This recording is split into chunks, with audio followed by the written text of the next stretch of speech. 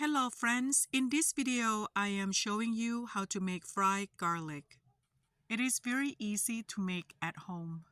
First, smash and chop garlic in small pieces. Place garlic in frying pan. Do not add cooking oil in as yet. And then add 1 teaspoon of salt. This will help the garlic to stay crispy and last longer. Now you can add cooking oil.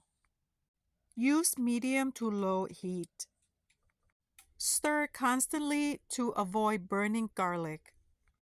Pay close attention once garlic turns brown color. Adjust to low heat. Once color turns golden brown, it's done.